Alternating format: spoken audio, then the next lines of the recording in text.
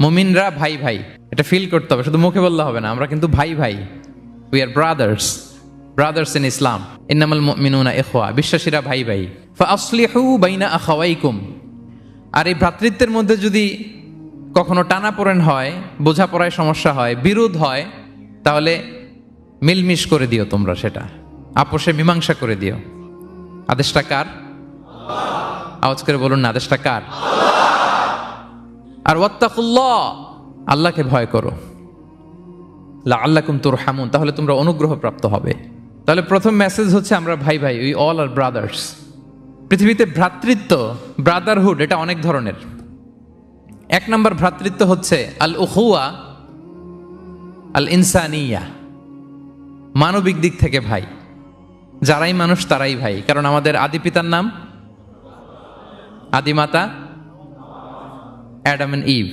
We came from the very same source, same origin.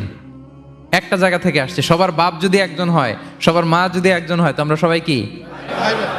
সুবহানাল্লাহ পড়বেন না? তাহলে ভ্রাতৃত্বের একটা রূপ হচ্ছে আল উখুয়া আল ইনসানিয়া, মানবিক দিক থেকে ভাই। সেই হিসাবে হিন্দু আমার ভাই, খ্রিস্টানও আমার ভাই, বৌদ্ধ আমার ভাই, নাস্তিক আস্তিক সবাই আমার ভাই। এটা হলো ভ্রাতৃত্বের একটা ধরন। ভ্রাতৃত্বের আরেকটা ধরন হচ্ছে আল উখুয়া আন নাসাবিয়া, বংশীয় ভাই, বংশের সম্পর্ক বা রক্তের সম্পর্ক। যেমন আমার চাচাতো ভাই, খালাতো ভাই, আরো ক্লোজে গেলে আমার আপন ভাই, মায়ের পেটের ভাই, এক রক্তের ভাই, ঠিক কিনা বলেন? এটা গেল 2 নাম্বার, এটা রক্তের সম্পর্ক। 3 নাম্বার হচ্ছে আল উখুয়া আদ-দীনিয়া, দিনী ভাই। আর আমরা এটা নিয়েই কথা বলছি, আল উখুয়া আদ-দীনিয়া। ইন্নামাল মুমিনুনা ইখওয়াতুন, মুফাসসিরিন ইকরাম বলেছেন ইয়ানি ইখওয়াতুন ফিদ-দীন। মুমিনরা ভাই ভাই হচ্ছে 3 নাম্বার সেন্সে, আমরা দিনী ভাই। আমি আপনাদের কাউকে দেখি নাই, আমাকে হয়তো সোশ্যাল মিডিয়ায় দেখেছেন, কিন্তু সরাসরি হয়তো দেখেন নাই।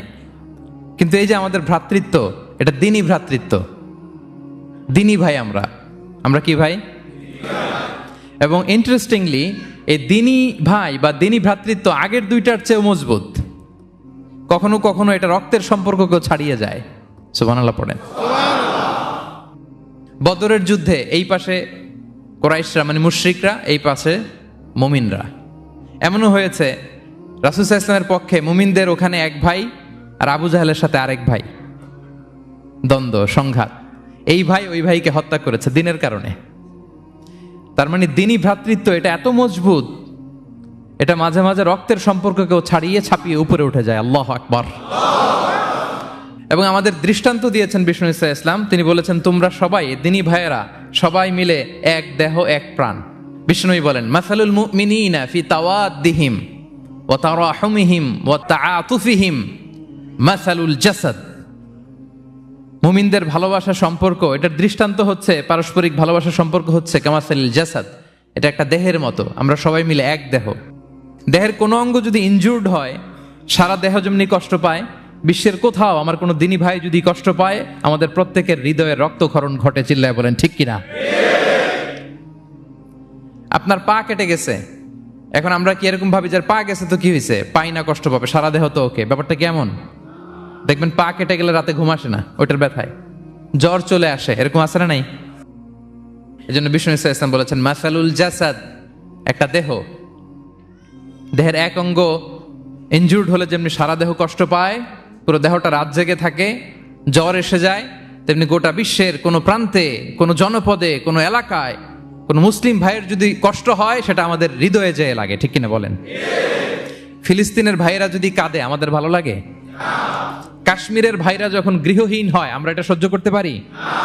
মিয়ানমারে আমার মুসলিম ভাইরা যখন নির্যাতিত হয়, আমরা কি এটা মেনে নেই? কারণ এক দেহ এক প্রাণ।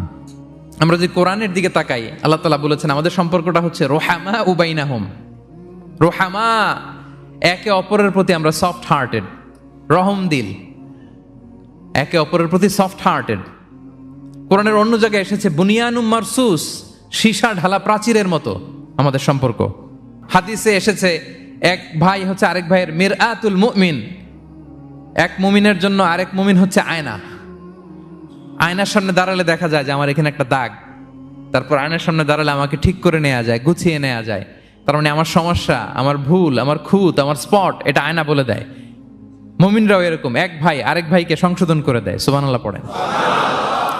এবং কোরআন কখনো কখনো আমাদেরকে বলেছে যে ওয়ায়ুফিরুনা আলা আনফুসিহিম ওয়ালাউ কানা বিহিম খাসাসা, ভ্রাতৃত্বের সম্পর্কটা এমন হবে যে নিজের প্রয়োজনের চেয়েও মুমিন ভাই তার অন্য ভাইয়ের প্রয়োজনকে গুরুত্ব দিবে। পড়েন সুবহানাল্লাহ। আমার প্রয়োজন তারপরে আমি না নিয়ে আমার ভাইকে দিব, এরকম নিদর্শন আমাদের মধ্যে আছে না নাই? আপনারা ইয়ারমুকের যুদ্ধের নাম শুনেছেন, হিজরি 15 সালের কথা। বিষ্ণু ইসা ইসলামের ইন্তেকালের 4-5 বছর পরের ঘটনা। ওমরে ফারুক রাদিয়াল্লাহু তাআলা আনহু, উনি হচ্ছেন তখন আমাদের খলিফা, the second caliph of Islam, আমিরুল মুমিনিন, খলিফাতুল মুসলিমিন।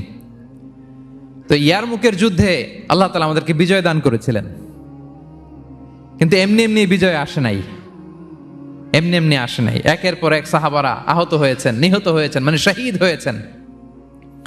এবং যুদ্ধের এক পর্যায়ে এমন হয়েছে, খাবারের অভাবে, পানির অভাবে সাহাবারা ছটফট করছিলেন, এক ফোঁটা পানি নাই, রুহু বেরোয় যায়, পানি পানি বলে চিৎকার করছেন। তৃষ্ণায় যখন কাতর, ওই সাহাবীর কাছে পানি নিয়ে আসা হলো, মশক দিয়ে পানি নিয়ে আসা হলো, সামান্য কিছু পানি, যে নেন। তো উনি যখন পানি খাবেন, দেখতে পেলেন যে পাশে আরেক ভাই চিৎকার করে পানি পানি, এক ফোঁটা পানি দাও, চিৎকার করছে। ওই সাহাবী বলতেছেন, আমার দরকার নেই, আমার ভাইকে নিয়ে আগে দাও, আমি পরে খাবো। আল্লাহ। ওই দ্বিতীয় সাহাবীর কাছে যাওয়া হলো এই মশক নিয়ে, যে আপনি একটু পানি খেয়ে তার হৃদয়টাকে শান্ত করেন, ঠান্ডা করেন। তিনি যখন পানি মুখে নিতে যাবেন, পাশে আরেক ভাই চিৎকার করছে, পানি পানি, এক ফোঁটা পানি দাও। ওই সাহাবী বললেন, আমাকে না, আমার ভাইকে দাও, আমার আগে আমার ভাইকে দাও। ওই সাহাবার কাছে নিয়ে যাওয়া হলো যে আপনি আগে খান। ওই সাহাবীর কাছে পানির মশক নিয়ে যেতে যেতেই উনি শহীদ হয়ে গেলেন। আবার মশক নিয়ে দ্বিতীয় সাহাবীর কাছে আসতে না আসতে দ্বিতীয় সাহাবীও শহীদ হয়ে গেলেন। প্রথম যিনি চিৎকার করছিলেন তার কাছে আবার মশক নিয়ে যেতে না যেতে তিনিও শহীদ হয়ে গেলেন। সুবহানাল্লাহ পড়বেন না? ওয়ায়ুসিরুনা আলা আনফুসিহিম ওয়ালাউ কানা বিহিম খাসাসা, নিজেদের প্রয়োজন থাকা সত্ত্বেও মুমিনরা তার অন্য ভাইয়ের প্রয়োজনকে প্রাধান্য দেয়। আল্লাহু আকবার। এই হচ্ছে আমাদের ভ্রাতৃত্বের দৃষ্টান্ত। তাহলে প্রথম মেসেজ হচ্ছে মুমিনরা ভাই ভাই, মুমিনরা। আর আমাদের দৃষ্টান্ত হচ্ছে এক দেহ এক প্রাণ। আওয়াজ করে, এক দেহ